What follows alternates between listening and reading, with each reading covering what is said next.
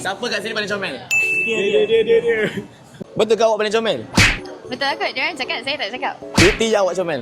Kat komen. Tak comel je ke kaya comel? Boleh tak I nak you buat muka comel? Macam mana? Demo. Tak comel tak boleh pakai. 1, 2, 3. Okay. Lah, kena shoot. Okay, jangan komen 1 pun 10. Berapa comel dia? Pilih nombor 1 sampai 10. 9. Kenapa 9? My lucky number. Weh, dah follow. Sebab kawan dah follow nak tak saya kali 10, beli apa saja dekat Lamol ni. Sebelum tu boleh perkenalan ke? Boleh? Nama siapa? Eva. Selalu orang panggil? Eva. Tak ada. Memang Nur Eva Camelia banyak Eva. Kenapa tak panggil Kemelia? Sebab panjang sangat lah. Eva tu pun dah singkatkan Va. Oh, okay. Study ke kerja? Study. Okay, you pilih lah apa yang you nak. Serius lah? Serius? Like actually. Ya. Yeah. Comel kan? Comel lah. Tak ada dia Comel. couple. Dia boleh buka lagi? Oh, tak boleh. Macam you memang minat Stitch ke?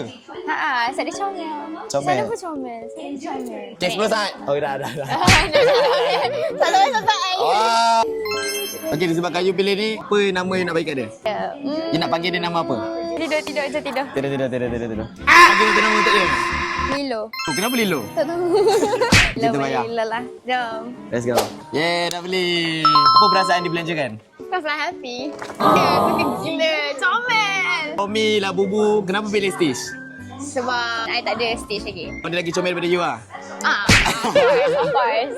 Yeah. Thank you, Nick. Yeah. Okay, by the way, jangan lupa follow. Jangan komen. Kau suka patung apa?